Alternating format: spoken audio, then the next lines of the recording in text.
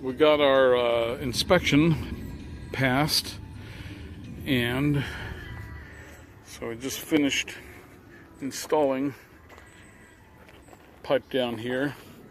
These are the two pipes here. The one here is the downspouts, and also up there it includes the foundation drain, which is on the lower left, that comes into the top left angle of the tight line.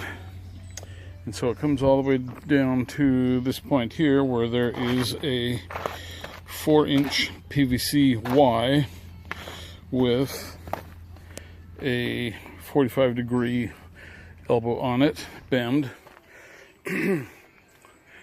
Then the foundation drain is on the left here, again below. Downspout line is above, comes around the corner, and then continues down the grade here, meets up with that other downspout, which is going to pick up the roof here. And then there's going to be gravel poured onto the fabric, and then the fabric will be wrapped around it, and that will provide drainage. And then these pipes come on down here, 1/4 inch per foot slope, and they go into, or the one on the left, which is the downspout pipe, will go into a catch basin. And then also the parking area that's going to be here will be sloped, and any overflow will also run into the catch basin, and then continue on out to the big concrete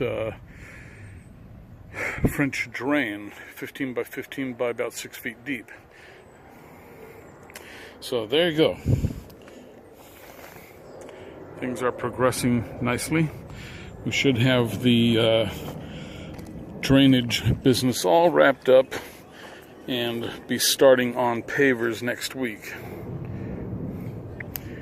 And I should be done with messing around with this stuff here tomorrow too, and then I'll be back on trusses, which I'm looking forward to. Okay, so I am going to pack it up and get on out of here.